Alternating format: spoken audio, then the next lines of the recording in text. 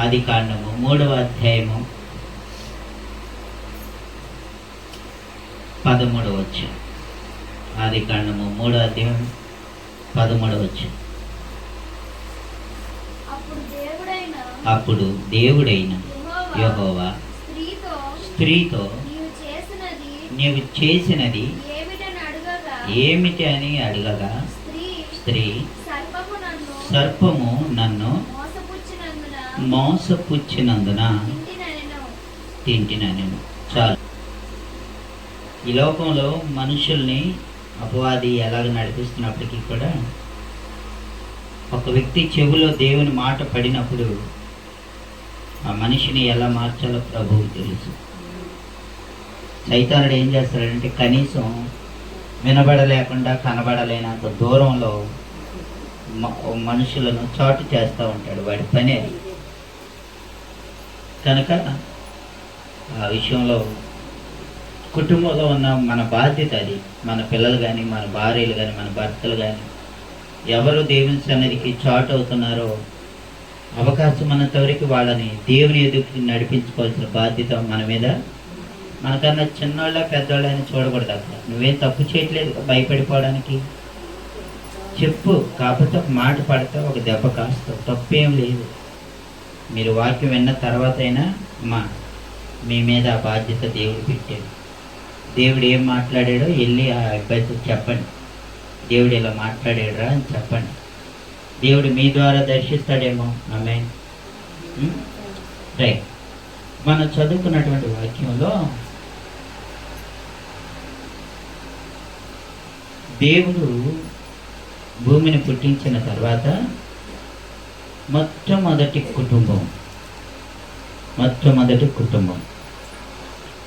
కుటుంబంలోనే మీరు నాతో కలిసి మొదట అనే మాట పలుకుతూ ఉండండి ఆగకుండా. ఎప్పుడంటే ఒకటి, దేవుడు వారిని పుట్టించాడు. వాళ్ళు దేవుని సన్నిధిలో గడిపిన వారిలో ఎక్కడున్నారు? ఏ స్థానంలో ఉన్నారు? నేనేమని అన్నాను? మొదటి స్థానంలో ఉన్నారు. వాటిలో దేవుని సన్నిధిలో ఆదాము అవ్వలు గడిపారు. ఎప్పుడు? మొదట. ఆ రోజుల్లో కుటుంబం వాళ్ళే. ఎవరు? మొదటి కుటుంబమే కదా. మొట్టమొదటిగా దేవుని సన్నిధిలో గడిపిన వాళ్ళు కూడా వాళ్ళే కదా. చెట్లు పండ్లు తిన్న వాళ్ళలో కూడా వాళ్ళు ఎక్కడున్నారు? అంటే మిగిలిన వాళ్ళు అందరూ గడ్డి తిన్నారు, మట్టి తిన్నారు కాదు, ఇంకెవరు లేరు కదా. ఉందే వాళ్ళు. దేవునికి స్తోత్రం చేస్తారు. అంటే నేను ఆ వాక్యం చదువుతున్నప్పుడు నాలో చాలా ఉత్సాహం కలిగింది, కోపం కూడా వచ్చింది. ఎందుకో తెలుసా? ఇప్పుడు మా ఓడున్నాడు, మా గురువారీలు. సార్ నమస్కారం అయ్యగారు. ప్రైజ్లాడు చెప్పలేదు, అటు వచ్చి ముందు కూర్చున్నాడు. ప్రైజ్లాడు చెప్పినాడు, ముందే ఒకటి కూర్చోమన్నాడు. కూర్చోమని నేనే కూర్చో లెగవగ్గానే పౌరుషానికి. ఇప్పుడు మనం గమనించాల్సిన సంగతి ఏంటంటే,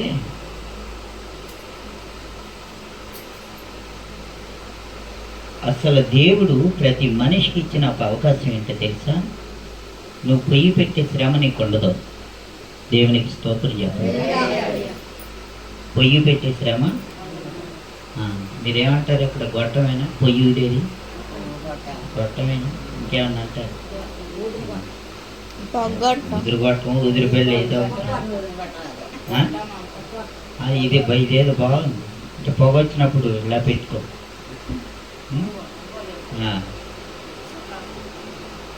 ఇప్పుడు ఆ పొయ్యి మండాలంటే వీళ్ళు ఏం చేయాలా? వాళ్ళు బతకడానికి దేవుడు ఏమి ఇచ్చాడు వాళ్ళకి?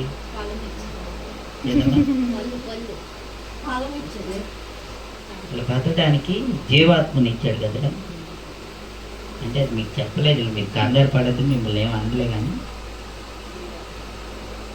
దేవుడు నరుని మంటితో చేసి వాని నాసికారంధ్రములలో జీవవాయువునోదగా నరుడు జీవాత్మ ఆయన. ఇప్పుడు ఆ ఉన్న జీవాత్మకి వీళ్ళు ఏం కలుగు చేస్తున్నారు? ఈరోజు ఈ వాక్యం మీరు సరిగ్గా ఉంటే మీ నోట్లో పొగ్గొట్టడం కూడా ఎక్కడి నుంచి ఉండదు. నిజం, నేను సీరియస్గా చెప్తాను. ఆ రోజు ఏం జరిగిందో మీరు గ్రహించాలి. దేవుడు మీతో మాట్లాడుతున్నాడని నేను నమ్ముతాను. Praise the Lord. చక్కగా పళ్ళు తిని ఆ చెట్టు కింద చల్లగా ఉండొచ్చుగా, ఉండొచ్చా లేదా? ఇప్పుడు దేవుడు ఏం చెప్పాడు? వాళ్ళు మీరు అన్నీ తినండి. అలాది ఒకటి ఉంది, అది సగం అటు ఉంటుంది, చెప్పరే, ఇటు ఉంటుంది, సగం అటు ఉంటుంది, సగం ఇటు ఉంటుంది. అంటే అటు ఇటు కానిది అది. ఆ పండే అటు ఇటు కానప్పుడు తిన్న నీ బతుకేమైంది? అటు ఇటు అవుతుంది, అంతే కదా. అంటే దాని విటమిన్, విటమిన్లో అటు ఇటు కానీ విటమిన్ కూడా ఉంటుందని నాకు అప్పుడే తెలియదు. రేపు కోపం రాదా?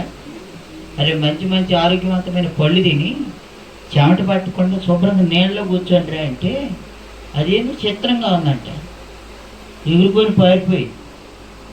ఇప్పుడు మళ్ళీ దేవుడు వచ్చి అడుగుతున్నాడు, మీ స్థితి ఏంది? మిమ్మల్ని ఎవరు ఆ స్థితికి తీసుకొచ్చారంటే బాబు గారు ఏం చెబుతున్నాడు? ఇది ఎంఏ చేసుకొచ్చింది, నువ్వు నాకు దగ్గర పెట్టావు కదా. గుడ్డిదాన్ని కుంటిదాన్ని చేస్తే ఏదో అదొక అందం, కానీ ఎలాంటి దాన్ని చేసావు? సౌందర్యవతం చేసావు, కానీ దాని గుణమే బాగలేదు. ఎందుకు బాగలేదు? అటు ఇటు కాకుండా ఉంది, అటు సగం ఇటు సగం. పైకి బాగుంది. కన్నులకు ఏమైనా ఉందమ్మా ఆ పండు గురించి? కన్నులకు అందమైనది, చూపునకు రమ్యమైనది, ఆహారమునకు అబ్బా ఆ కళ్ళతో చూస్తే నసులు గారు చేస్తుంది. ఇంకేంటి ఆ బొక్కేం బాగుపడిపోద్ది? నాకేమో అర్థం కాదు. ఏమా చింది తిన్నదాకా కూడా ఉండకుండా కారి చేసుకుంటే ఇంకా ఏం బాగుపడతారు? నాకేం అర్థం కాదు. మీరు చెప్పండి. తినడానికి మీ చేతిలోనే ఉంది కదా, మరి నోట్లోకి వెళ్ళిన దాకా కూడా ఉండలేకపోతే ఎట్లా సార్? హలో, ఏమా రైట్? అంతే కదా. తినడానికి చేతిలో ఇచ్చినప్పుడు తినాలి కదా శుభ్రంగా. తినడం మానేసి కాచుకుంటే అట్ట నాన్న. దేవునికి స్తోత్రం కలిగింది. అది జరిగింది, అది కారుకుంట పరిగెత్తింది. మీరు నిజం చెప్పండి, మీ చేత ఒప్పిస్తాను. అవతల ఎవడైతే తినే వరకు బలవంతం చేశాడో వాడు తిన్నాడా? లేదు, తినలేదు. వాడు తిన్నట్టు మనకు బైబిల్ ఆధారం కూడా లేదు. లేనప్పుడు ఈవిడెందుకు అంత కంగారు పడిపోవాలా? చూడడానికి ఉండలేకపోయిందంటే ఇంక మరి ఆ జీవితం బాగుపడే పరిస్థితి ఏమి లేదు. ఈ రాత్రి దేవుడు మాట్లాడుతున్నాడు. యోహాను పత్రికలో, మొదటి పత్రికలో ఉంది, లోకములో ఉన్నదంతయు శరీరాశ, నేత్రాశ, జీవపడంబం. శరీరం ఏం చేస్తుందంటే మోసపోవుటకు ప్రేరేపిస్తుంది. అందరూ చెప్పండి, మోసపోవుటకు ప్రేరేపిస్తుంది. ఆ ప్రేరేపణకి పౌండర్ ఎవరో తెలుసా? దాన్ని స్థాపించిన వ్యవస్థాపకులు తెలుసా? తెలీదా?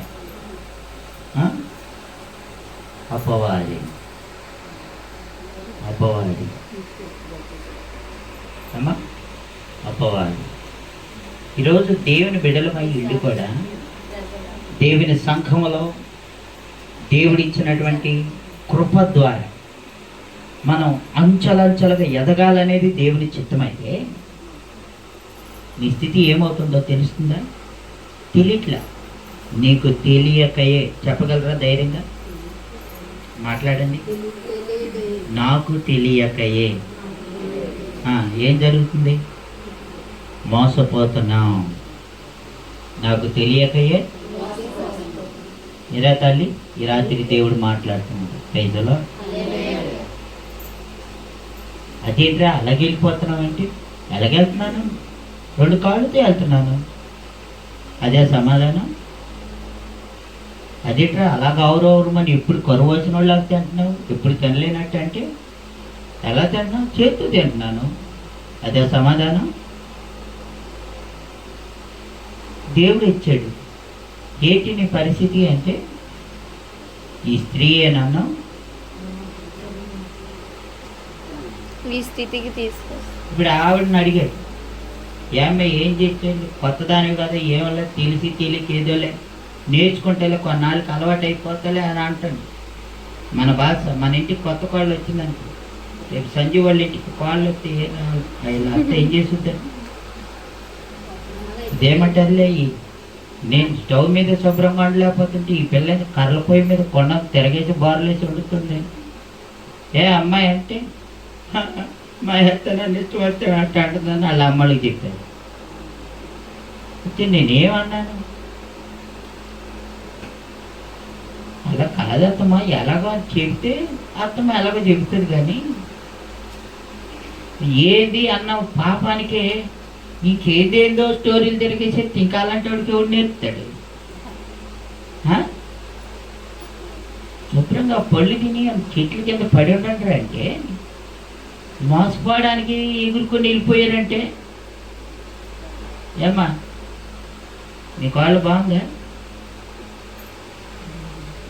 ప్రార్థన అయిపోయేలా చెప్తానులేండి. ఇక అంత వాక్యం చెప్పండి, శుభ్రంగా వింటానంటావా? దేవునికి స్తోత్రం కలిగింది. ఎక్కడికైనా ఉందిట లేదా? అందుకే రాలేదేమో వేసి అనుకుంటా. దేవునికి స్తోత్రం.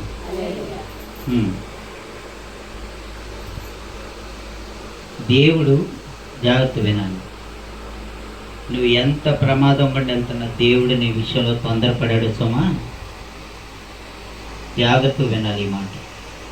నువ్వు అనుకుంటావు నేను ఇంత నలిగిపోతా ఉంటే నా దేవుడు నన్ను గమనించట్లేదేమో, నన్ను చూడట్లేదేమో, నా ప్రార్థన వినట్లేదేమో.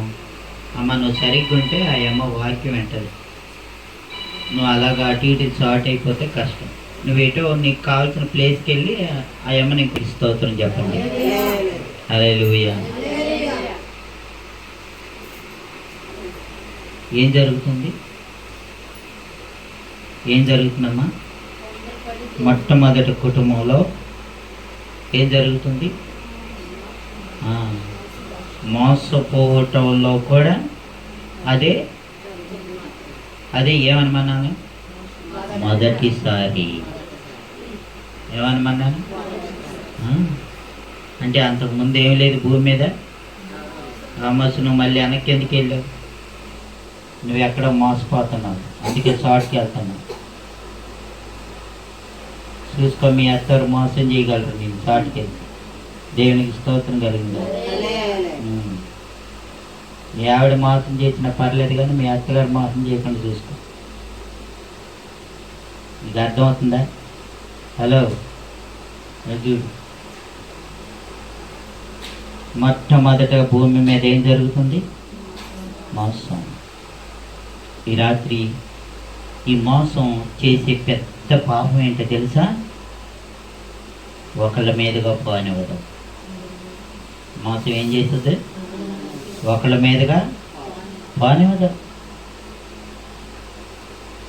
ఇంట్లో అయితే మహా అయితే నలుగురు ఎంతో మంది ఉంటారు, అంతే కదా. అదే సంఘంలో అయితే 10 ఉండొచ్చు, 100 ఉండొచ్చు. చివరాఖరికి ఎవరి మీద ఎవరు చూసుకుంటే బాగోదని తేలిగ్గుంటే అయ్యగారు, లేకపోతే అమ్మగారు. అదే మరి అమ్మగారు అయ్యగారు కరివేపాకులా దొరికారు. దేవునికి స్తోత్రం కలిగింది. మోసపోతుంది నువ్వు. నేరం ఎవరి మీద? బాగుంది, చాలా బాగుంది. అందుకే దేవుడు మాట్లాడుతున్నాడు, నువ్వు మోసపోకుండా ఉండాలి అంటే దేవునికి విరోధమైనది మానే. నీ ఆరోగ్యం బాగుపడుద్ది, నీ మనస్సు బాగుపడుద్ది, నీ ఆత్మ దేవుని రాజ్యమునకు చేర్చబడుద్ది. మోసపోతానే ఉన్నా అయితే నేనేం చేశాను అంటే దానికి ఎవరు సమాధానం చెప్తారు?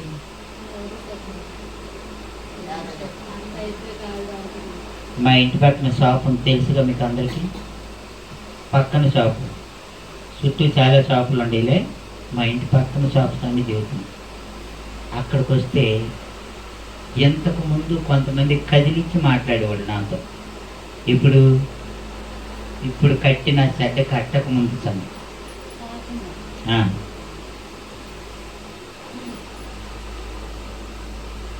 అప్పుడు కొంతమంది డైలాగ్ ఏంటో తెలుసా? సార్, నాకు యేసు ప్రభు గారంటే చాలా ఇష్టమండి. ఓయబ్బా, ఇదిగండి నా తాళం చేయికి సిలువ ఉంటుంది, నువ్వు వేసుకోరా సిలువ, దరిద్రం వదిలిపోద్దు. తాళం చేయికి ఏది ఇదేదో స్తోత్రం లేదు, మోసపోకండి. దీపావళి పోయి చాలా సేపు తింటారు అనుకుంటాను. అందుకే మోసం గురించి దేవుడు మాట్లాడితే ఇంకా మోసపోతాం. లెంట్లో పెట్టేమో వాల్యము.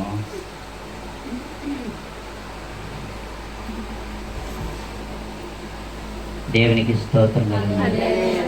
హల్లెలూయా. అది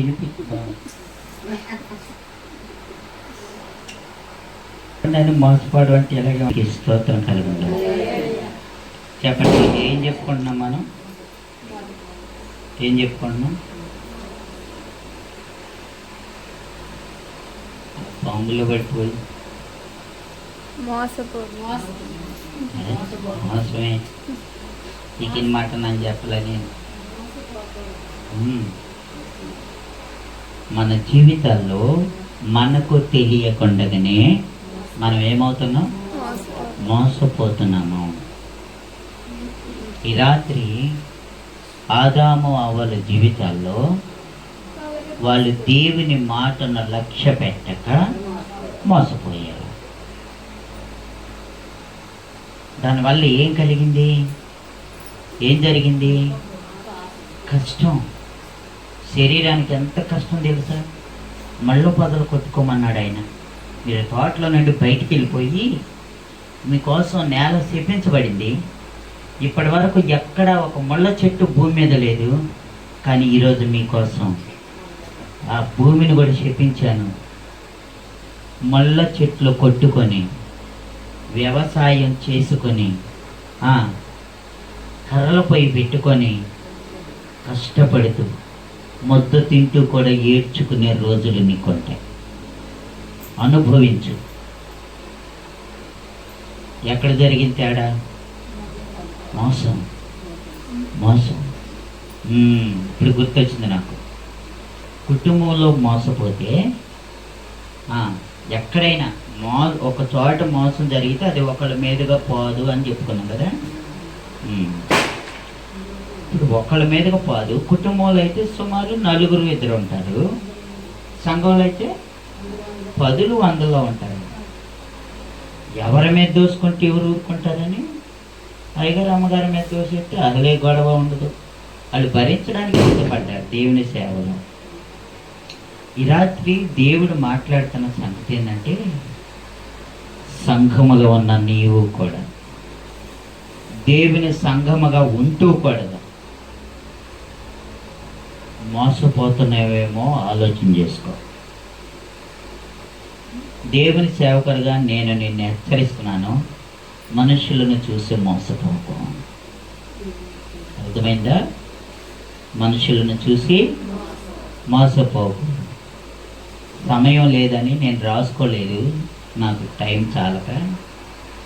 ఇంకొక చోట ఉంది, మోసపోకుడి, దేవుడు వెక్కిరించబడడు.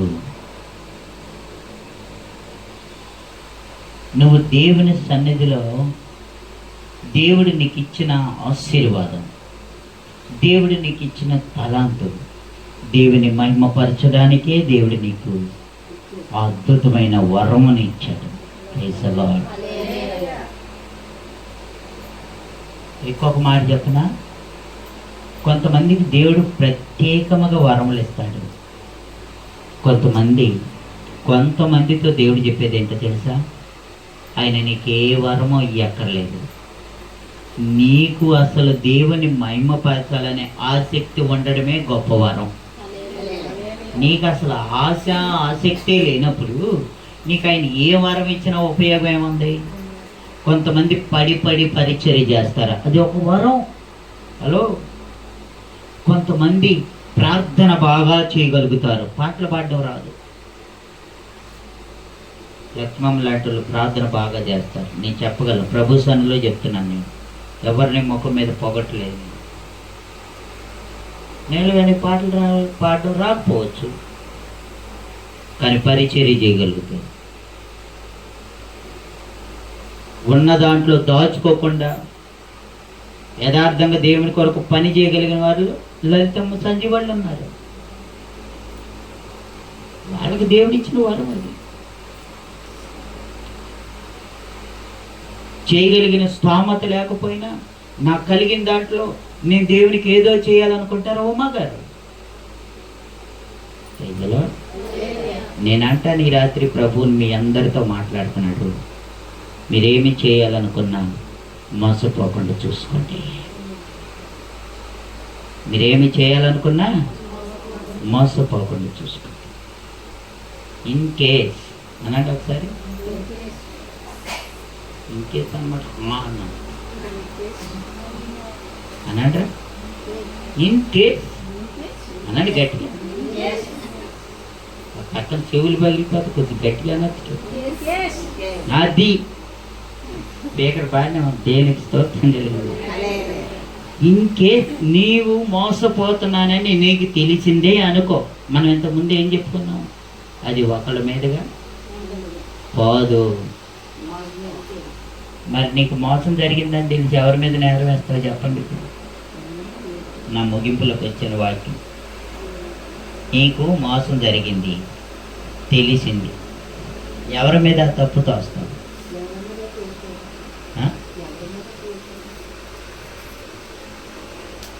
ఎవరికి ఎలగలేదా? లైన్లో పెడితే ముందే ఉంటావు కదా, అందుకే నేను ముందే కూర్చోబెట్టుకున్నాను. మరి సిగ్గంత చింతపెక్క అంత లేకుండా నాకు మాట్లాడరేటి ఎవరైనా. నీకు మోసం జరిగిందని నీకు తెలిసిందనుకో, ఎవరి మీద ఆ తప్పుతో వస్తావు? ఆదాం మీద తోడుతుందట. అక్కడికి వెళ్ళి 5,000 సంవత్సరాలు వెనక్కి వెళ్ళిపోయి మొదలంట పోడా ఆదామా ఇవాళ బతికేలాగా అయిపోయింది, నేను ఇంకేరా అంటుదట. పాము ఎందుకంటే మరి ఎవరింట్లో పాము వచ్చినా మేమే వెళ్తాం. మీకు ఎవరికి ఐడియా రాలేదా? చెప్పనా? మీకు ఐడియా ఇవ్వనా? నేను ఐడియా ఇవ్వమంటారు వద్దా? నేను మోసపోయానని తెలిసాక ఎవరి మీదైనా తప్పు తోయాలి అంటే నేను ఎవరి వల్ల మోసపోయినా వాళ్ళ మీద తప్పు తోయాలి అంటే కాదని నేను అనలేదు. మోసం జరిగితే అది ఒకళ్ళ మీదగా పోదని చెప్పాను నేను. అలాగని ఎవరి మీద తోస్తావు అన్నవా? ఇంగ్లీష్లో అన్నట్టు నాకు అర్థం కాలేదు. నీకు స్తోత్రం. ఒక్కళ్ళు తిన్న మాట మీరు నమ్మినా నమ్మకపోయినా ప్రభు సన్నిధిలో చెబుతాను, నాకు సరిగ్గా వినబడదు. గట్టిగా చెప్పండి అని చాలాసార్లు చెప్తాను మీకు, చర్చిలో కూడా. ఏమా అవునా కాదా? నేను మిమ్మల్ని ప్రశ్న అడిగిన దగ్గరే చాలా టైం తీసుకుంటాను. చాలాసార్లు అమ్మగారు కూడా చెప్పారు. నాకు తప్పదు, మీరు ఎంతవరకు దేవుని మాటలు వింటున్నారు అనేది నా టెన్షన్. చెప్పేది గట్టిగా చెప్పండి. తప్పేం చెప్తున్నారు? నేనే మ్యాథ్ గారిని మిమ్మల్ని బెత్తమించుకొని ఈ పగలు పడ్డానికి. దేవునికి స్తోత్రం కలిగిందా? హల్లెలూయా. ఇప్పుడు చెప్పండి, నేను మోసపోతే ఎవరి మీద తప్పు చేస్తాను?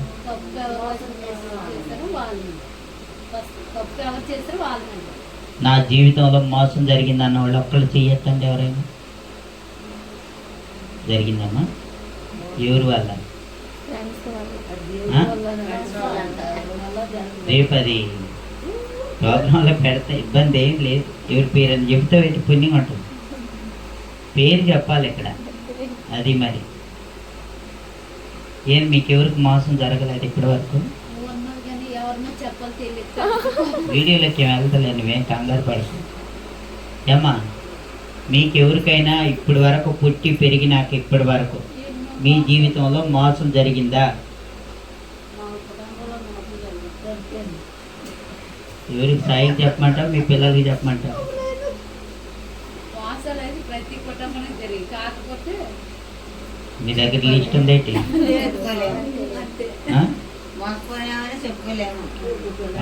చెప్పుకోలేని మోసాలు అంటాయా?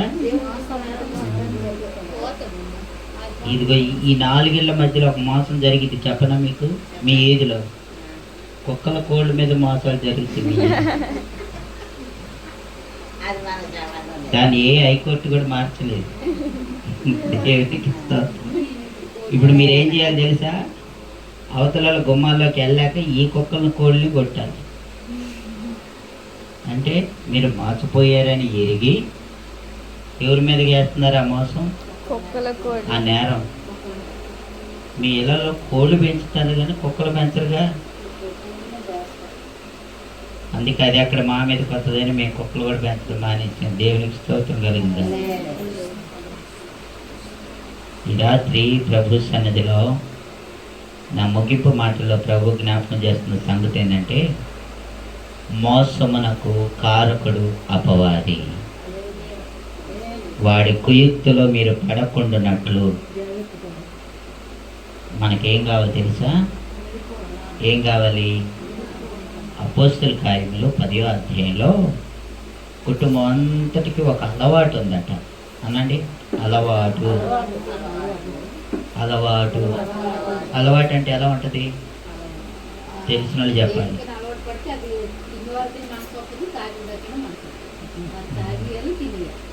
అమ్మ జీవితం అలవాటు అంటే ఎలా ఉంటుంది?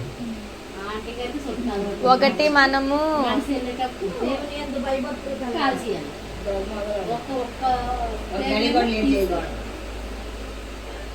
నాకు డౌట్, ఎప్పుడు మీ పక్కనే ఉంటుంది కదా, అప్పుడప్పుడు ఈ కోసం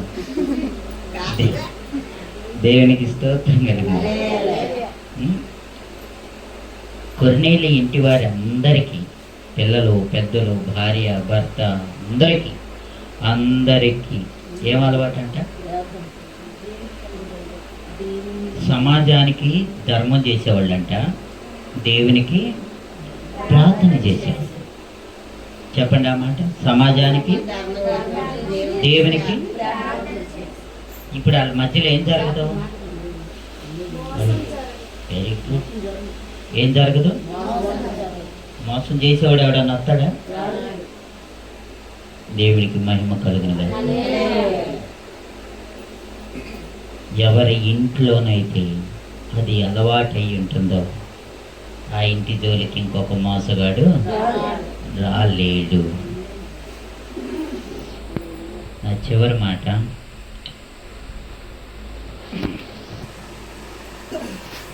ఆదికాండం 27:36. అమ్మ బైబిల్ తెరిచి పెట్టమ్మా. ఏశావు యాకోబు అను పేరు అతనికి సరిగానే చెల్లినది. అతడు నన్ను ఈ 2 మార్లు మోసపుచ్చెను. చాలు. ఏశావు ఎవరు? యాకోబుకి అన్నయ్య. ఏశావు యోసేపు కాదు. యోసేపు వేరు, ఏశావు వేరు. ఈ ఏశావు యాకోబు అయిన తన తమ్ముడు అన్నాడు, ఒరే నీ పేరేంటి? అమ్మా మాట్లాడింది చూడాలి. నీ పేరేంటి? యాకోబు. ఏశావు యాకోబు అని అంటున్నాడు. ఏశావు అన్నయ్య, యాకోబు తమ్ముడు. అన్నయ్య తమ్ముడిని అంటున్నాడు, ఒరే నీ పేరేంటి? యాకోబు. అంటే దాని అర్థం ఏంటంటే మోసగాడా అని అర్థం. సరే, పేర్లు ఏముందలే, మామూలుగా పెట్టుకుంటారు, పేర్ల గురించి పెద్ద విషయం కాదులే అని. వీళ్ళ అన్నదమ్ములు ఇద్దరి మధ్యలో 2 సార్లు మోసం జరిగిందట. వీళ్ళ అన్నదమ్ములు ఇద్దరి మధ్యలో 2 సార్లు మోసం జరిగింది. ఇప్పుడు అన్నయ్య ఏమంటున్నాడు? అన్నయ్య ఎవరు? ఎవరు?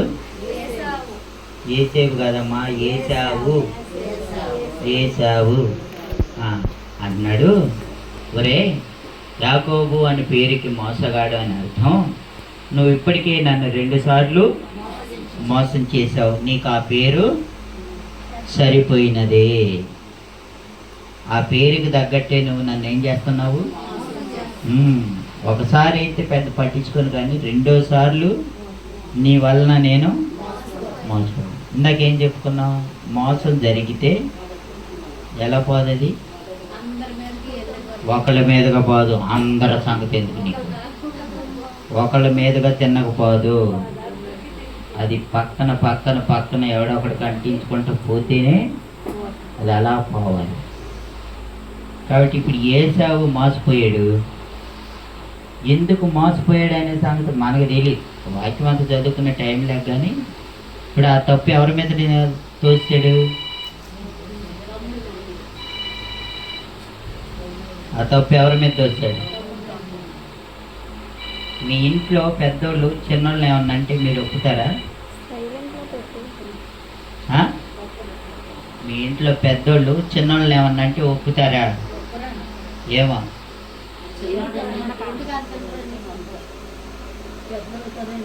మీకు బాగా అచ్చుగుద్దినట్టు స్టోరీ చెప్తాను నేనండి.